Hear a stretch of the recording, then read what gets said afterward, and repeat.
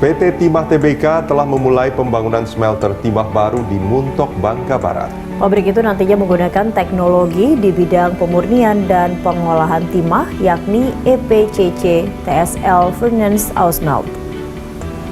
Proyek pembangunan smelter baru merupakan arahan dari pemerintah selaku pemegang saham mayoritas perusahaan. Pemerintah meminta perusahaan yang memiliki kode saham TINS itu untuk terus mengembangkan fasilitas pengolahan produk hilir tambang mineral.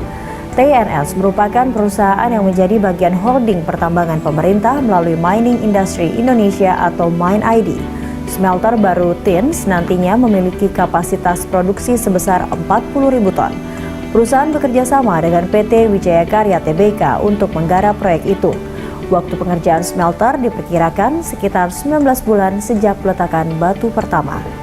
Manajemen TINS memerlukan dana investasi sebesar 80 juta dolar Amerika untuk proyek smelter. Pendanaan itu berasal dari skema pinjaman perbankan serta Export Credit Agency atau ECA.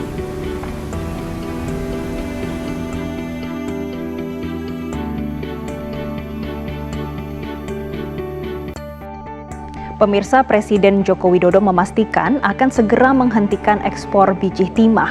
Langkah tersebut dilakukan untuk memperkuat hilirisasi bahan tambang di dalam negeri agar memberikan nilai tambah bagi Indonesia. Menurut Presiden Jokowi, pemerintah saat ini tengah melakukan penghitungan agar keputusan tersebut tidak merugikan pihak manapun. Presiden menilai berbagai persiapan yang dilakukan korporasi, baik BUMN maupun swasta sudah sangat bagus, sehingga dipastikan dapat memberikan banyak nilai tambah bagi Indonesia.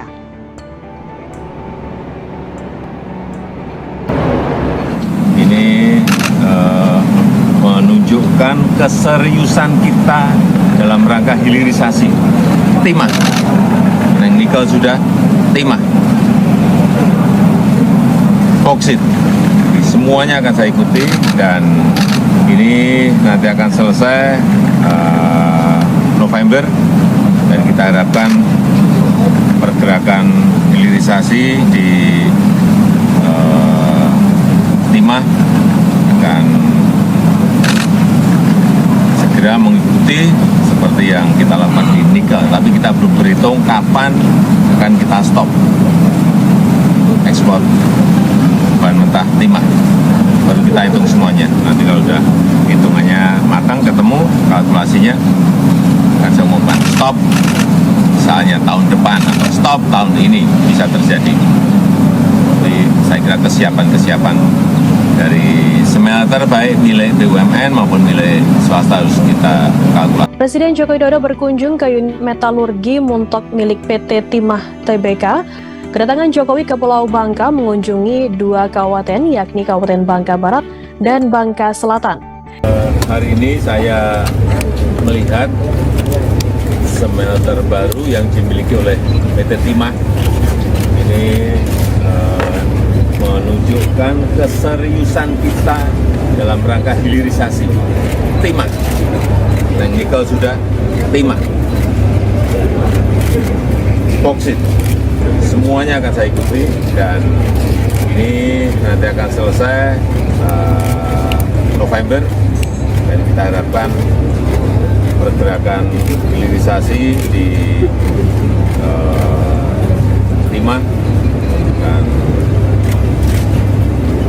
segera mengikuti seperti yang kita lakukan di nikel, tapi kita belum berhitung kapan akan kita stop ekspor bahan mentah timah dan baru kita hitung semuanya sehingga nanti semuanya berjalan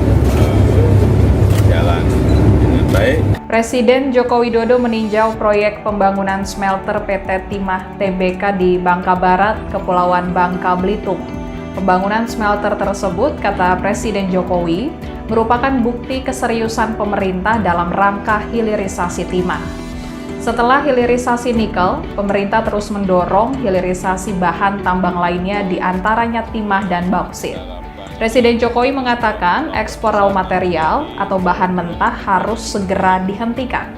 Menurut Presiden Jokowi, bahan tambang sudah saatnya masuk ke industrial downstreaming sehingga memiliki nilai tambah.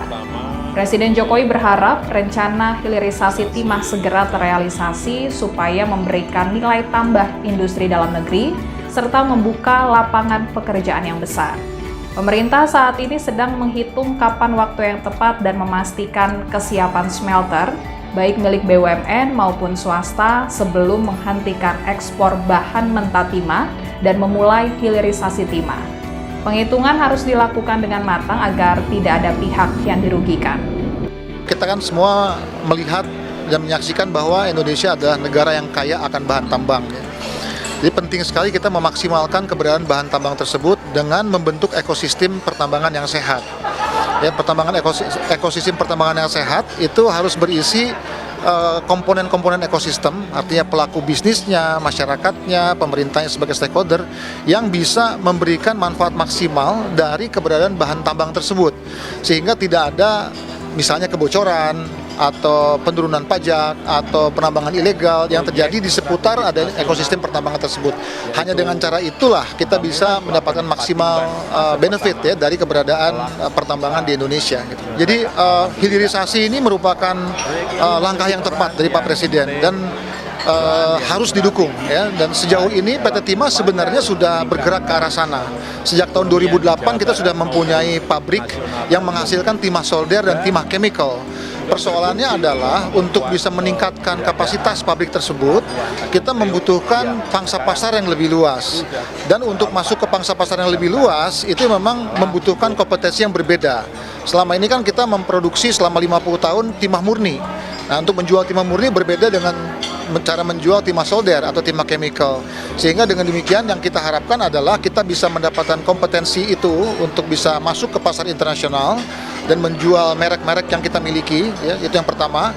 Yang kedua, mendapatkan teknologi yang tepat guna, ya, supaya bisa memaksimalkan dan mengefisienkan pabrik-pabrik yang akan kita bangun untuk mendukung hilirisasi. Jadi seperti saya sampaikan bahwa PT Timah memproduksi timah murni, ya. Nah, timah murni ini diminta oleh pemerintah untuk diolah di dalam negeri. Nah, sejauh ini yang sudah diolah di dalam negeri baru 5%, ya, sehingga tentu membutuhkan upaya agar timah yang diolah di dalam negeri itu menjadi lebih banyak lagi gitu ya. Nah, bagaimana caranya? Tentu dengan memperbesar kapasitas pabrik ya. Nah, contoh kita di Cilegon sudah punya PT Timah Industri, itu ingin kita ekspansi kapasitas pabriknya, timah solder dan timah chemical. Begitu juga peluang kita untuk membangun pabrik hilir di Pulau Bangka dan Belitung di Provinsi Babel, di kawasan industri Tanjung Ular. Itu juga merupakan peluang-peluang yang bisa dilakukan untuk melakukan ekspansi agar serapan timah murni yang diproduksi oleh PT Timah bisa diolah semuanya di dalam negeri. Untuk mendapatkan nilai tambah maksimum, kita harus masuk ke tier 3 atau tier 4 dari industri timah. Sementara pabrik yang kita kembangkan saat ini itu sampai ke tier 2 dan tier 3, yaitu menghasilkan timah solder dan timah chemical. Nilai tambahnya memang baru 2 kali lipat dari situ, tapi multiplier efeknya itu akan jauh lebih banyak. Nah, kalau pemerintah mempunyai keinginan untuk mendapatkan nilai tambah yang jauh lebih besar, maka memang kita harus masuk ke tier berikutnya, yaitu pabrik semikonduktor, electric vehicle, ya, kemudian solar panel yang sudah langsung berhubungan sama konsumer gitu. Jadi cadangan PT Timah seperti sudah diekspos bahwa itu kurang lebih 300.000 ton, itu di luar cadangan yang dimiliki oleh perusahaan-perusahaan lain ya. Nah, dengan cadangan 300.000 ton ini tentu kita mempunyai rencana untuk bisa menambang 10-15 tahun ke depan. Di luar itu kita masih mempunyai resources sumber daya kurang lebih 1 juta ton. 1 juta ton ini juga akan terus bertambah karena kita cukup eksesif melakukan eksplorasi untuk menemukan cadangan-cadangan baru. Harapannya tentu saja sustainability dari perusahaan bisa kita capai dan produksi timah bisa terus berjalan dengan baik.